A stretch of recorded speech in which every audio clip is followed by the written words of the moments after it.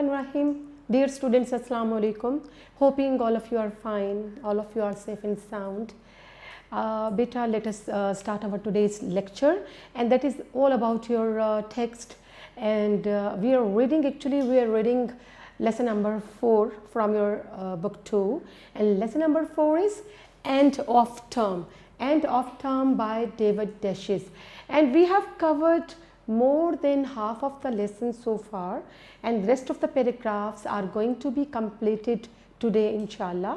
तो हम देखते हैं बेटा ये लेसन जो है इसके आखिरी पैराग्राफ पढ़ने से पहले थोड़ा सा मैं आपको एक रिव्यू दे देती हूँ, आपको एक इसका थोड़ा सा जिस्ट दे देती हूँ, थोड़ा सा इसको समराइज़ कर देती हूँ ताकि वो बच्चे जिन्होंने आज ये लेक्चर लिया है वो थोड़ा सा समझ सकें कि इस लेसन में क्या है. तो बेटा actually this lesson is written by David Dashes, and David Dashes was a famous English critic, scholar and writer, and he was Scottish basically. He wrote a lot about Scottish culture, Scottish traditions. He wrote an English literature at the same time. तो बेटा हम देखते हैं actually in this lesson the writer has shared his experiences, all his views regarding all is about his general views regarding school life, and we see that what was the attitude of the writer toward holidays. Actually we see that the writer David Dashes, he was not a dull student. He liked school work, he loved to be in a classroom, and he loved his studies, but at the same time sometimes he got fed up out of his routine studies, out of tough competition in school, out of abundant homework, and the feeling of never being relaxed. All these things sometimes perturbed him, and he longed for holidays, to have the real time for enjoyment. जी हम क्या देखते हैं इसमें कि David dashes जो है अपने कुछ एक्सपीरियंसेस अपने स्कूल लाइफ के हवाले से आपसे बयान कर रहा है, और वो क्या कहता है कि जनाब मैं कोई डल स्टूडेंट नहीं था, कभी मैं स्कूल के काम से नाखुश भी नहीं रहा, लेकिन एक्चुअली ये होता था कि स्कूल में जो बहुत एबंडेंट होमवर्क था, एक्सेसिव होमवर्क था, और स्कूल फुल डे आवर्स जो थे वो जब नज़रों के सामने फैलते थे, और इसके अलावा the sense of never being able to relax, और ये फीलिंग कि आराम करने के लिए, सुकून के लिए कोई टाइम भी मैसर नहीं होगा, फिर स्कूल का स्ट्रिक्ट डिसिप्लिन, तो ये सारी चीज़ें जो हैं उसको बाज़ औक़ात बेजार कर देती थी. तो that is why definitely automatically he yearned for holidays, he yearned for vacation time. तो हम देखते हैं एक तो ये चीज़ इसने शेयर की है, फिर हमें क्या बताया जा रहा है कि he is just telling us about his own feeling regarding weekends, regarding Friday night, Saturday night and Sunday night. He says that the Saturday night, the Friday night basically was the rose colored, was definitely the pleasant night of the week, क्योंकि Friday night को से feeling क्या होती थी कि he was still having 2 solid off days in hand, कि उसे ये मालूम था कि हफ्ता और इतवार जो है उसे कंप्लीट छुट्टी मिल जाएगी, और पूरे दिन ये उसके पास मौजूद है एंजॉयमेंट के लिए. फिर what were the feelings of the writer on Saturday. Even Saturday he felt happy, और he was having a sort of excitement. क्या एक्साइटमेंट थी कि he was still having a full day, that was Sunday in hand, कि Sunday उसके पास मौजूद होता था एंजॉयमेंट के लिए. But the Sunday night was full of threat for the Monday, because Monday was the day when he had to move back to his school for studies. कि Sunday night के बाद बहरहाल मंडे आना था और उसे स्कूल लौटना था अपने तमाम कामों के सिलसिले में, अपने तमाम पढ़ाई के हवाले से.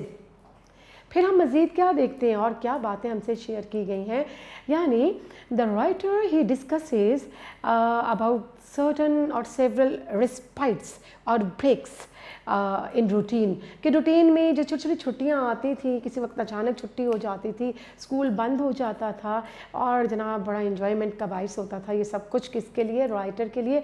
वो ये कहता है कि sometimes we got half day off in the school just to watch a football match in the ground, or sometimes there was a dismissal of school or closing of school 2 or 3 hours earlier, just because of some emergency in the country or some crisis period or maybe some festivals or celebrations, तो ये छुट्टियाँ उसको मिल जाया करती थी. Then he was having a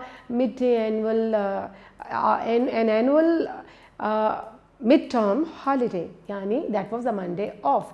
फिर he got skating holidays to enjoy skating during winter days or winter months. तो इसके अलावा हम देखते हैं the real holidays were of summer vacation and also of Easter and Christmas. हमें वो ये बता रहा है कि बाज़ दफ़ा जनाब कोई हंगामी हालात की सूरत में कोई सेलिब्रेशंस की शक्ल में स्कूल में छुट्टी दे दी जाती थी और वो अचानक मिल जाने वाली छुट्टी जो थी वो बहुत ही दिलचस्प महसूस होती थी, बहुत ही ज़्यादा प्लीजिंग थी. फिर हमें बताया जा रहा है कि सही छुट्टियां कौन सी थी. ये जनाब जो ईस्टर के मौके पे छुट्टियां मिलती थी, जो इब्तदा में ईस्टर और क्रिसमस की छुट्टियां 3-3 हफ्तों की हुआ करती थी, वो छुट्टियां रिड्यूस होकर कितनी रह गई बाद में, फोर्टनाइट यानी 2 वीक्स की.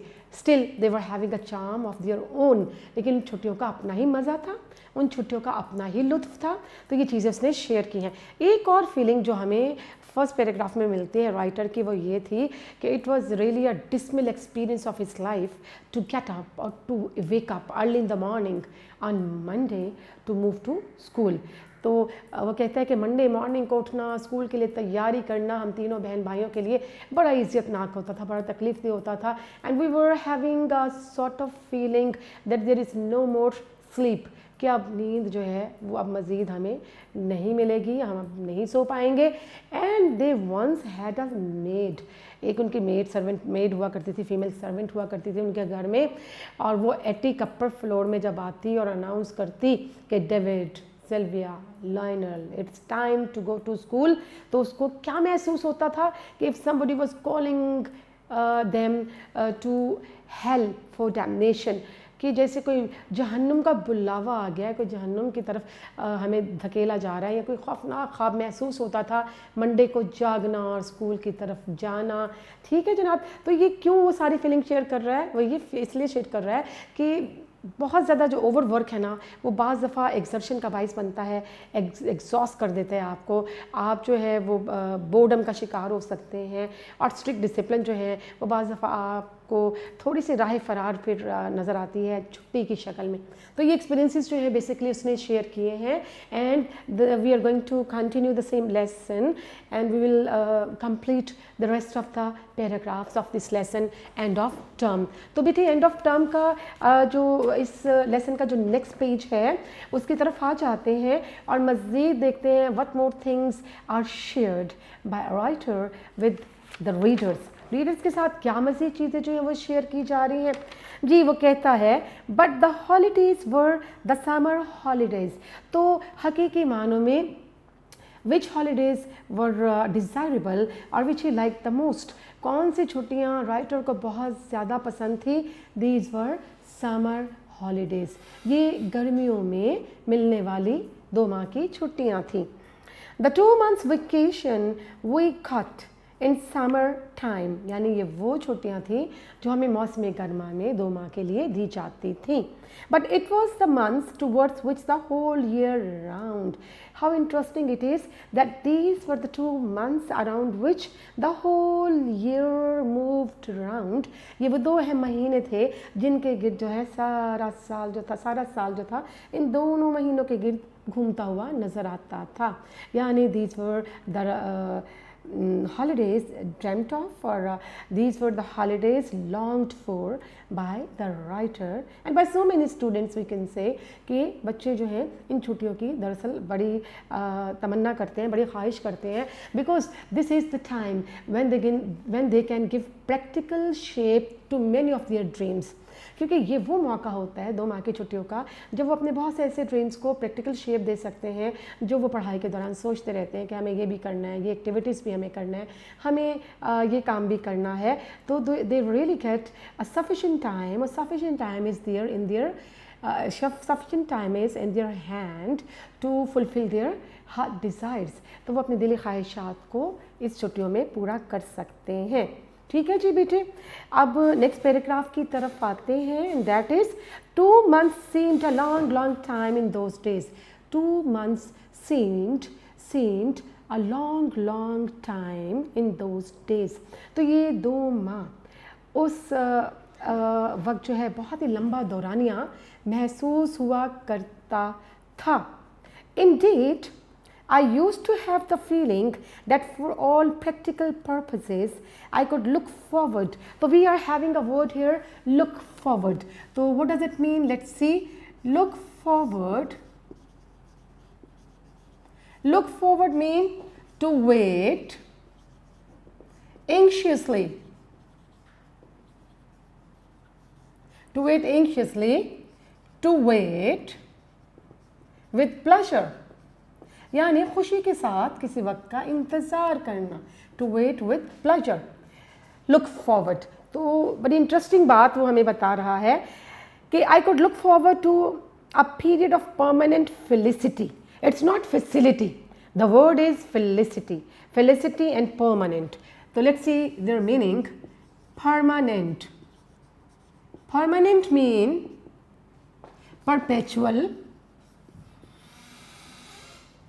perpetual, or it means continuing, lasting, and it also means constant, यानी मुस्तकिल, perpetual, continuing, lasting और constant. All these are the meanings of permanent. Permanent के synonyms हैं. और another word is felicity. Felicity. Felicity means intense happiness.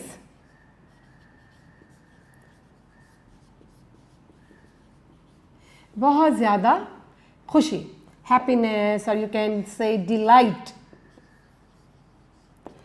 तो felicity mean intense happiness or delight. So let's see what he says.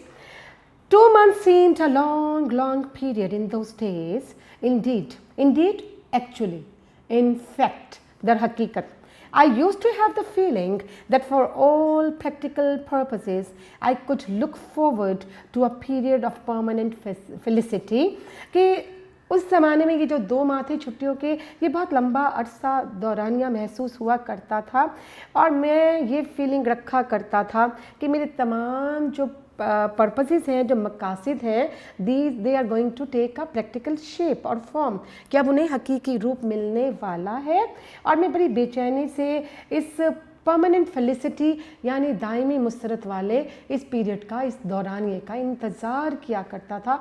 यानी I looked forward anxiously for the time to come so that I could be able to avail और to get permanent happiness out of these holidays, and I could be able to give practical form or shape to all my dreams, कि मैं अपने तमाम dreams को हकीकी रूप इन छुट्टियों में देना चाहता था। I would walk home across the meadows. Meadows mean here, yes, grassy field, grassy fields. Grassy fields क्या होगा? चरागाह को कहा जाएगा, खेतों को कहा जा सकता है, चरागाहों को कहा जा सकता है। इट्स ग्रेसी फील्ड्स और Gracy lands, you can say grassy fields और लैंड्स, मेडोज। जी बेटा, I would walk home across the meadows if in the July sunshine. तो जुलाई का महीना होता था और धूप की तमाज़त भी होती थी और जनाब मैं क्या करता था, I used to walk to my home after crossing or moving through meadows और grassy plots. मैं सब्ज़ाज़ारों से गुज़र कर अपने घर की तरफ रुख करता था जुलाई के इस महीने में, wearing my summer uniform, summer clothes, और मैंने अपना समर यूनिफॉर्म पहना होता था, and that was of grey cricket shirt, grey shorts, यानी ग्रे क्रिकेट शर्ट्स पहनी होती थी मैंने और ग्रे कलर का सुरमई कलर की शॉर्ट्स लेकर पहनी होती थी, and red Vetsun's blazer. Vetsun क्या है? Vetsun basically it is the name of a company. Vetsun, it's the name of a company. Name of a company. Blazer, it means coat, sports coat भी हो सकता है, coat, sports coat. तो जनाब मैंने अपने वो शॉर्ट्स पहनी होती थी ग्रे कलर की और ग्रे क्रिकेट शर्ट पहनी होती थी, शॉर्ट्स पहनी होती थी और रेड जो था मेरा वेटसन ब्लेज़र था, कोट था, वो पहना होता था। ठीक है बेटे। और and savour my happiness, savour mean to enjoy, to relish. Savor mean to enjoy. It also mean to relish. लुत्फ उठाना, ठीक है। And relish, relish, and savor my happiness with conscious relish. Conscious mean बेटे अभी मज़ीद meaning लिखते हैं, ये मीनिंग एक दफ़ा से गो थ्रू कीजिएगा ताकि मैं फिर इसको रेस करूं, मज़ीद मीनिंग आपके साथ शेयर करूं। जी बेटा, look forward mean to wait anxiously और to wait with pleasure. And यानी बहुत बेचैनी से, बहुत खुशी से इंतज़ार करना, मुंतज़िर रहना। परमानेंट मीन दायमी, मुस्तकिल। Perpetual, continuing, lasting and constant, मुस्तकिलन, मुस्तकिल। Felicity mean intense happiness, delight, बहुत ज़्यादा खुशी, लुत्फ। Meadows mean grassy plots और fields और lands, सब्ज़ाज़ार, चरागाहें। Vetsun जो है it is the name of a company. Blazer mean coat और sports coat, कोट को कहा जाएगा। Savor mean to enjoy, to relish, लुत्फ उठाना। जी बेटी यकीनन आपने ये वर्ड्स जो है नोट डाउन कर लिए होंगे, क्योंकि अभी हमारा सेंटेंस कंप्लीट नहीं है तो मज़ीद इसमें जितने भी वर्ड्स मौजूद हैं वो मैं आपको लिख देती हूँ ताकि आप उन्हें भी साथ साथ नोट कर लें। जी बेटे, our very next word is after permanent after savour my happiness with conscious relish. Conscious mean conscious mean known, intentional known, यानी इरादी, जिसे कहते हैं इरादी, जिसे शऊरी इरादी कहा जाएगा। और conscious mean intentional, known. Next word is relish.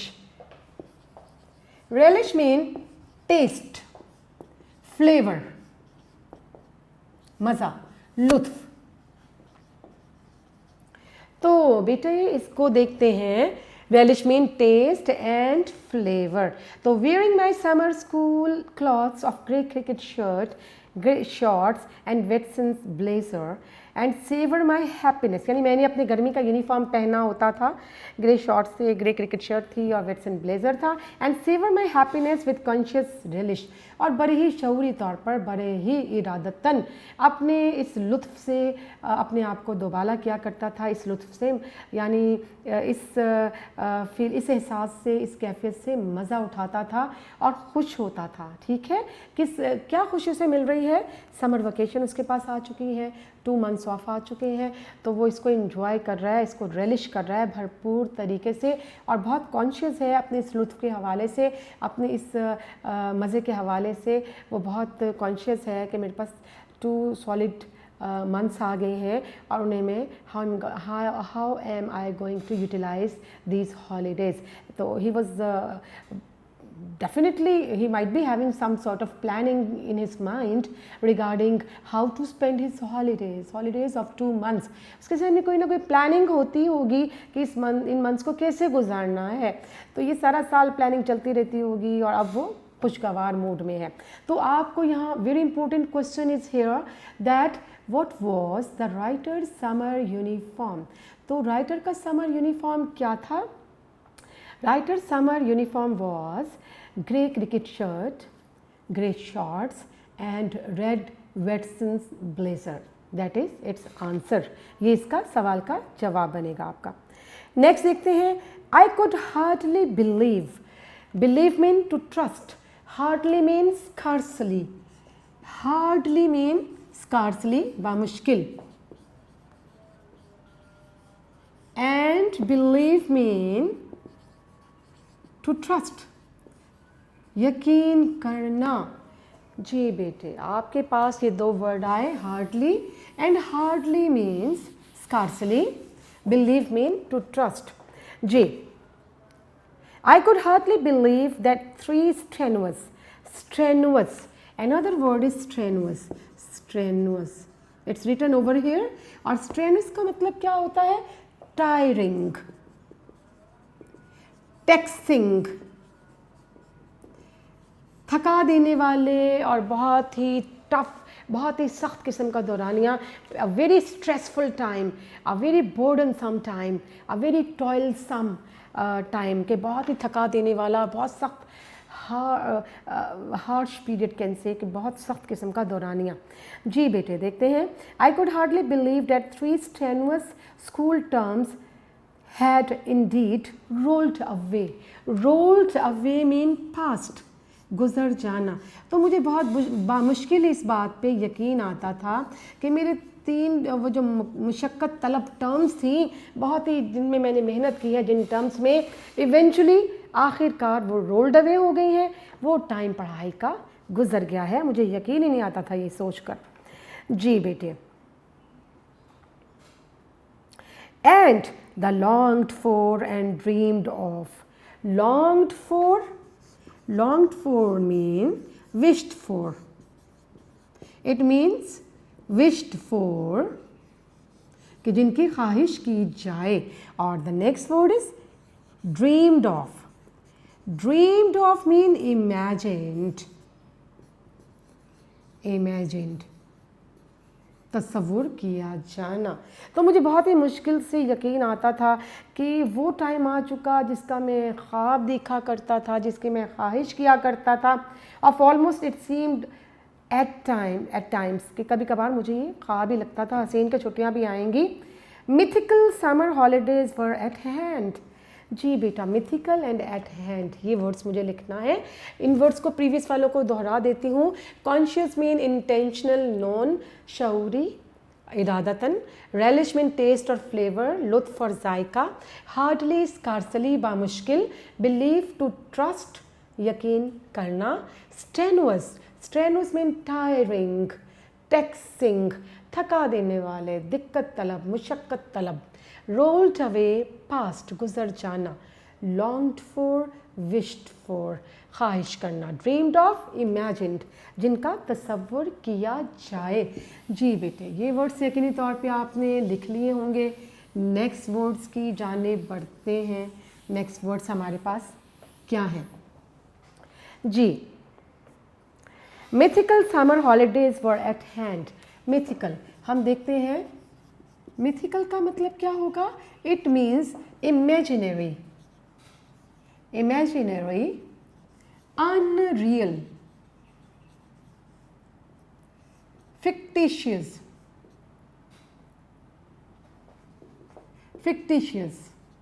ठीक है। तो it means imaginary and unreal और फिक्टिशियस, गैर हकीकी, जिसका हकीकत से बज़ाहिर कोई ताल्लुक़ नज़र नहीं आ रहा। Eight hand mean near, approaching, near और अप्रोचिंग, करीब आना।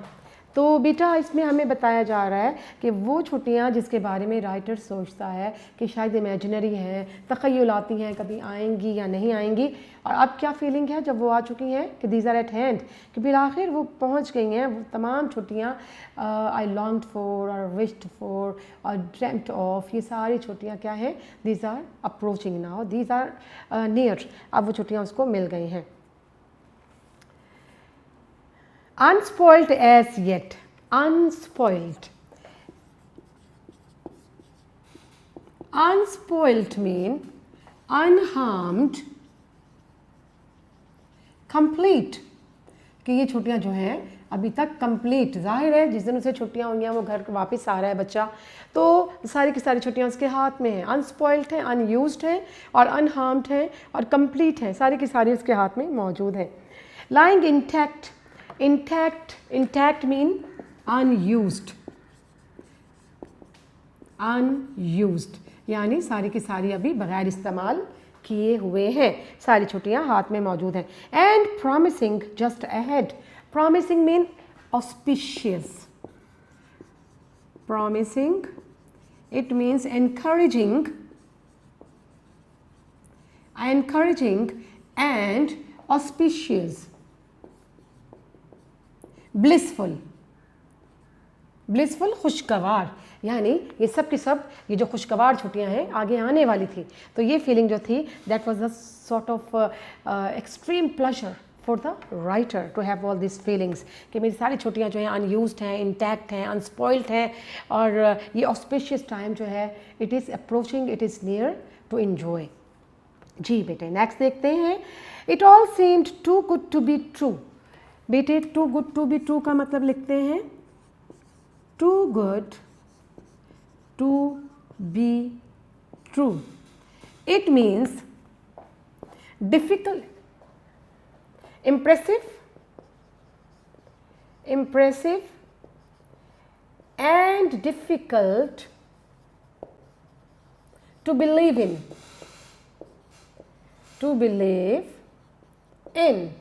it also means marvelous or wonderful।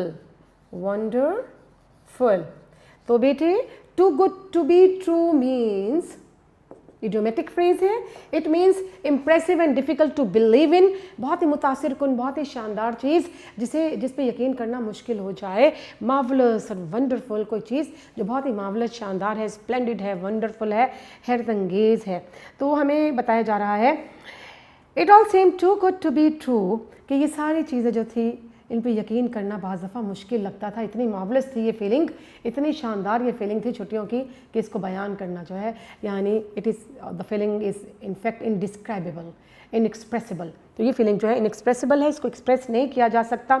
जी बेटा these were all about the feelings of the writer about holidays which he used to enjoy during his school life. यहाँ तक उसने ये आपके साथ एक्सपीरियंस शेयर किया। अब एक नई चीज़ आपके साथ शेयर कर रहा है, वो क्या है कि wishes do not come true in this life, कि ज़िंदगी में ख्वाहिशात जो है वो सारी की सारी पूरी नहीं होती। वो कहते हैं ना हज़ारों ख्वाहिशें ऐसी कि हर ख्वाहिश पे दम निकले, तो not necessarily that all our wishes और डिज़ायर्स कम ट्रू, कि हमारी सारी ख्वाहिशात पूरी हो जाएं, ये मुमकिनात में से बाज़ दफ़ा नहीं होता। आई नो दैट, और मैं इस चीज़ को जानता था। और देखते हैं कि राइटर की क्या विशेज़ हैं जो कि फुलफ़िल नहीं हुई हैं। I knew that all my early childhood I longed desperately. Longed mean wished. Longed mean wished यानी कि ख्वाहिश करना, और desperately mean in despair. It mean in despair, मायूसी के आलम में भी हो सकता है इसका मतलब, या फिर सीरियसली बहुत ही संजीदगी से, और ग्रेवली का मतलब भी होगा संजीदगी से। तो हमें इसमें जो सेंटेंस है उसको देख लेते हैं, दोहरा लेते हैं कि it all seemed too good to be true and wishes did not come true in this life. I knew that all my early childhood I longed desperately for a bicycle. So what was the desire of the writer in his early childhood? Actually he yearned for a bicycle. He wanted to have a bicycle of his own. वो चाहता था कि मेरे पास अपनी bicycle हो जब वो बहुत छोटा था, ठीक है, tricycle, sorry it's not bicycle. In is very early childhood he yearned for a tricycle. वो चाहता था मेरे पास 3 पहियों की एक ट्राईसाइकिल हो जाए, बचपन में सोचा करता था, which my parents could never afford, और मेरे वालिदैन जो है वो कभी अफोर्ड ही नहीं कर सके मेरे लिए। यानी afford mean he was not having the capacity to purchase a tricycle, he was not having affordability or not enough money or sufficient amount to purchase it, ठीक है। तो उनके पास अफोर्डेबिलिटी नहीं थी, उनके पास वसाइल नहीं थे, सकत नहीं थी कि वो ख़रीद सकते। And later the wish was transferred to a bicycle. Transferred mean converted और चेंज्ड। बेटे इसके मीनिंग लिखते हैं, उससे पहले प्रीवियस बोर्ड को एक दफ़ा फिर रिवाइज कर लेते हैं, इसको एक देख लेते हैं, इसका एक एनालिसिस कर लेते हैं। Mythical mean imaginary, unreal, fictitious, गैर हकीकी। जिस पे यकीन ना आए। एट हैंड, नियर, अप्रोचिंग, जो करीब हो, बढ़ रहा हो, नज़दीक हो चीज़। अनस्पॉइल्ड, अनहार्म्ड, कंप्लीट, मुकम्मल, और जिसे अभी कोई नुकसान ना पहुंचा हो। इंटैक्ट, अनयूज्ड, अभी बगैर इस्तेमाल के। प्रॉमिसिंग मीन इनकरेजिंग, ऑस्पिशियस, बहुत ही हौसला अफजा और बहुत ही मुकद्दस और बहुत ही बाबरकत और बहुत ही खूबसूरत, pleasant. Too good to be true mean impressive and difficult to believe in, बहुत ही इम्प्रेसिव चीज़ जिस पे यकीन ही ना आए, मार्वलस और वंडरफुल, बहुत ही हैरान कुन और ज़बरदस्त चीज़। लॉन्ग्ड मीन विश्ड, ख्वाहिश करना। डेस्परेटली मीन इन डिस्पेयर, मायूसी के आलम में भी हो सकता है। सीरियसली, ग्रेवली, यानी संजीदगी से, ये भी इसका मतलब हो सकता है। जी बेटा, इसको करते हैं इरेज, और नेक्स्ट मीनिंग जो है वो मैं आपको लिख कर देती हूँ। अभी आपके साथ बात हुई, जो आप सेंटेंस पढ़ रहे हैं उसमें आपके पास जो the very next sentence was yes, the writer, he yearned for a tricycle which his parents couldn't afford for him. फिर I knew that all my early childhood, yes, and later the wish was transferred to a bicycle. बाद में इसकी ख्वाहिश tricycle से bicycle की हो गई, और ट्रांसफर्ड का मतलब converted. Transferred mean changed, converted, और बाद में ये ख्वाहिश क्या हो गई, कन्वर्ट हो गई कि मेरे पास एक बाईसाइकिल आ जाए। And there too I was permanently disappointed. Permanently mean constantly, permanently, constantly disappointed, disappointed mean hopeless. और जनाब बड़े होकर जब उसकी ख्वाहिश ये हुई कि ट्राईसाइकिल की जगह बाईसाइकिल उसे मिल जाए, तो ये ख्वाहिश भी उसकी जो है मायूसी की नज़र हो गई, यानी he couldn't afford it even. फिर हमें एक और चीज़ बताई जा रही है। I bought my first bicycle for myself when I was 21 with the prize money I had won at Edinburgh University. कितनी अच्छी बात वो कह रहा है कि जब मेरी उम्र 21 साल की हुई तो एडनबर्ग यूनिवर्सिटी से मुझे कुछ प्राइज़ मनी, कोई कैश प्राइज़ मुझे मिला, कोई प्राइज़ मुझे मनी मिले, और मैंने उस अमाउंट से अपनी फर्स्ट बाईसाइकिल जो है उसे परचेज़ किया। तो when did the writer actually when did he buy his first bicycle, and how did he buy it? So when he was 21 years old, he bought his first bicycle and he purchased it out of the money or the cash prize he won from Edinburgh University. तो Edinburgh university से उसको जो cash prize मिला उससे ये bicycle ख़रीदा गया। जी, ये आपके पास अहम क्वेश्चन भी आ गया। नेक्स्ट देखते हैं बेटे, how often had I stood outside sweet shops with empty pockets, कि अक्सर मैं जो कैंडी शॉप थी, जो स्वीट शॉप्स थी, वहाँ एम्प्टी पॉकेट के साथ खड़ा हो जाया करता था। Longing for, desiring for, longing for mean बेटी, लॉन्गिंग फॉर, डिज़ायरिंग फॉर यानी ख्वाहिश करना, desiring for. Well beta, how often had I stood outside sweet shops with empty pockets longing for a penny? Penny क्या है basically? penny जो है ये भी लिखते हैं यहाँ पर PENNY, that is a currency, British bronze coin। जी बेटे यहाँ लिखते हैं penny, PENNY, penny means currency,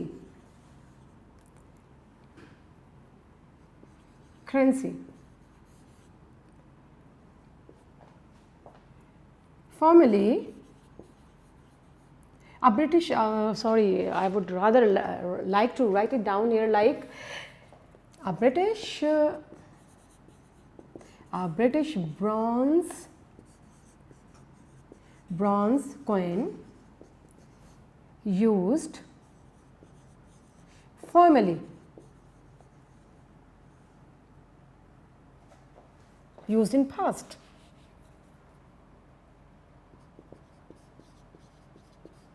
जी बेटा, penny basically is a currency, it's a British bronze coin used in past.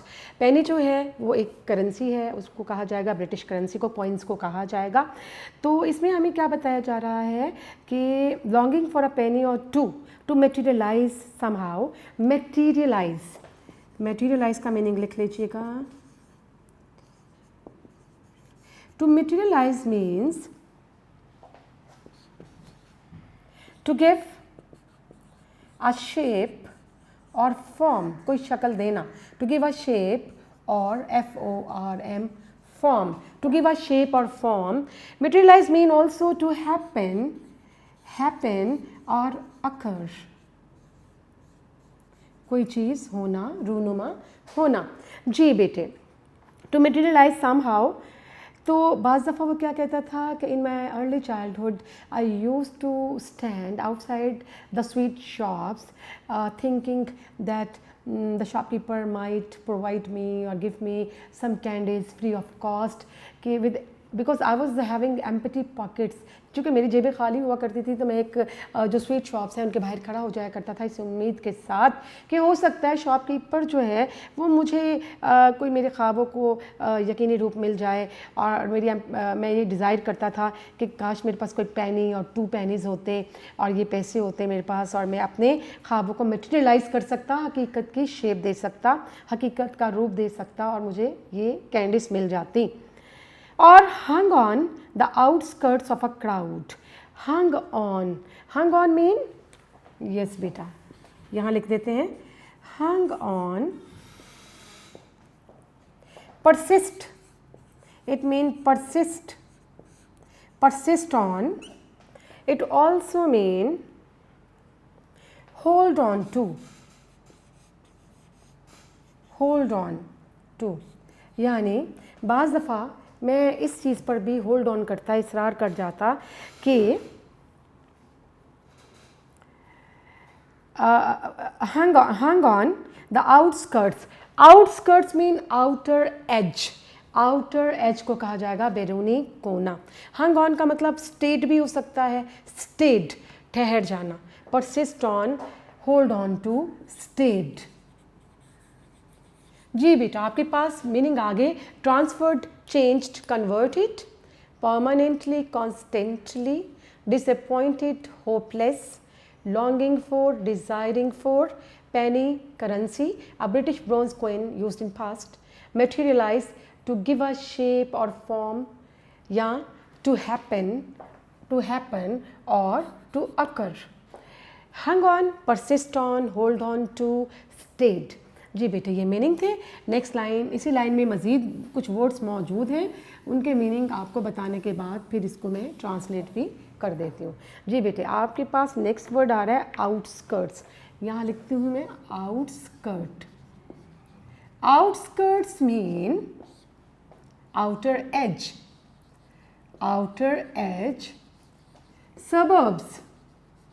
Suburbs होते हैं मज़ाफ़ाती इलाके, टाउन्स या सिटीज़ के आसपास के इलाकों को सबर्ब्स कहा जाता है, आउटस्कर्ट्स, और आउटर एजेस को भी कहा जाता है।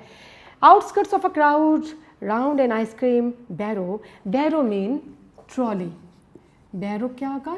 ट्रॉली, वो जो मखसूस ट्रॉली जो आइसक्रीम वाला लाता है, ठीक है। Barrow mean ice cream trolley. wondering, wondering, wondering mean to be amazed, हैरान होना, to be amazed, thinking of, कोई बात सोचते हुए, thinking of, surprised at, हैरान होते हुए। जी बेटा, wondering whether the ice cream man would be miraculously, जी बेटे, the word is miraculously means supernaturally,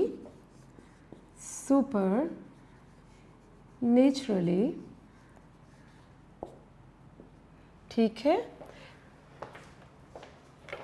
और it also means in a strange or sudden way, in a strange or sudden way, यानी अचानक ही, अजीब पुरस्कार अंदाज में। तो क्या करता था, some time he use to stand near the ice cream trolley and he visualized, he imagined that miraculously the ice cream man might hand him over some lollies or sliders or some ice creams। ठीक है जी, यहाँ से देख लेते हैं, मज़ीद इस line को कंप्लीट करते हैं। And would be miraculously inspired to offer me a cornet और अ स्लाइडर फ्री। कॉर्नेट क्या होगा, CORNE, cornet mean ice cream, and slider again is ice cream with wafers, ice cream with wafer. तो वो ये समझता था, बाज़ दफ़ा वो किसी आइसक्रीम ट्रॉली के पास खड़ा हो जाता था, हजूम के पास और किनारे पर, और सोचता था कि शायद आइसक्रीम वालों को मुझ पे तरस आ जाए और मौजूदाना तौर पे कोई ऐसा वाक़या हो जाए कि मुझे फ्री ऑफ कॉस्ट जो है कोई स्लाइडर, कोई वेफ़र, कोई आइसक्रीम विद वेफ़र मिल जाए, कोई कॉर्नेट जो है मुझे फ्री ऑफ कॉस्ट जो है वो ये आइसक्रीम मैन दे दे।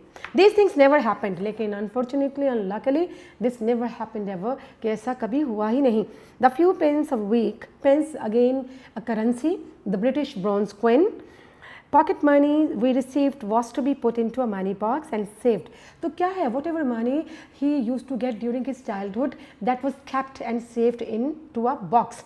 कि उसे जो बचपन में पॉकेट मनी मिला करता था, वो क्या करते थे इस मनी को, कि वो इस पॉकेट मनी को, राइटर कह रहे हैं कि हम लोग, मैं और मेरे बहन भाई, हम इसे एक मनी बॉक्स में सेव कर दिया करते थे। And during our early childhood, Lionel, Sylvia and I never had anything to spend for ourselves। So that is the reason that all the three brothers and sisters, they couldn't spend even a penny for themselves, for their own self। कि बचपन में यही वजह है कि money saving की वजह से अपनी ज़ात पर उन्होंने कभी कोई पैसे खर्च ही नहीं किए, इन तीनों बहन भाइयों ने, यानी डेविड, लॉयनल और सिल्विया ने। Yet summer and the summer holidays did come। फिर क्या है जनाब, समर, मौसम गर्मा भी, और मौसम गर्मा की हॉलीडेज जो है वो भी आ जाती। The school year did come to an end, school जो है वो उसका साल इख्तिताम पजीर हो जाता। And one did find one self at last standing by the trunks and suitcases outside number 6 Miller Field Place. तो what is number 6 Miller Field Place? ये जो नंबर 6 मिलर फील्ड प्लेस है, this is the writer's residence. Writer का residence है, writer का address है, उसकी residence है, अपने घर का वो पता बता रहा है। और ट्रंक्स क्या होता है? ट्रंक्स का मतलब बॉक्सेस। बॉक्सेस क्या होता है? संदूक कहा जाएगा, बॉक्सेस। और यहाँ पर सूट केसेस लिखा हुआ है। सूट केसेस क्या होता है? Suit cases mean a case with a handle to carry things, यानी एक बॉक्स, चेस्ट, ट्रंक्स चेस्ट भी हो सकते हैं जी बेटा, यानी एक बॉक्सेस, इस तरह के सूट केसेस जिसमें हैंडल मौजूद हो, चीज़ों को उसमें लाया जा सके। तो क्या होता था, when the holidays really approached, तो what did the writer do? Writer क्या क्या करता था? He along with his family members, taking all the suitcases and boxes with them, they stood outside of their residence. ठीक है, waiting for what? वो अपनी residence से बाहर निकलते, अपने सूट केसेस लेकर खड़े हो जाते, वेटिंग फॉर द टैक्सी। और टैक्सी का इंतजार क्या करते थे बाहर खड़े होकर, घर से बाहर? Glorious vehicle. Glorious mean splendid, GLORIOUS। Glorious mean splendid, marvellous, splendid, marvellous, शानदार। टैक्सी को बड़ी शानदार सवारी समझा जाता था उन दिनों। That was to convey mean to carry, ले जाना, the family and its luggage. Luggage mean bag and baggage, तमाम belongings. Luggage mean bag and baggage belongings to the railway station. So this taxi eventually had to take the family along with their suitcases and boxes to the railway station so that they could move onwards, they could move ahead to other towns for some recreation purpose. तो ये taxi सारी family को उनके सामान समेत railway station तक पहुंचा दिया करती थी ताकि ये कहीं आउट स्टेशन अपनी हॉलीडेज़ को स्पेंड कर सके फैमिली, और वहाँ सही तौर पर जो है रिक्रिएशनल मोमेंट उनको मैसर आए। ठीक है बेटा, ये तो that was the whole lesson. आपने ये सारा पढ़ लिया, कंप्लीट इसको पढ़ लिया, यानी the lesson is completed now and we will do इंशाल्लाह its exercise, its synonyms and exercise including question answers in our next lecture.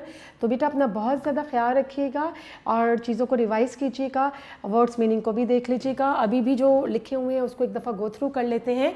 Outskirts mean outer edge, suburbs मज़ाफ़ाती इलाके, बैरूनी हिस्सा, barrow mean ice cream trolley, wondering to be amazed, thinking of something कि किसी बारे में सोचना, हैरानगी का इज़हार करना।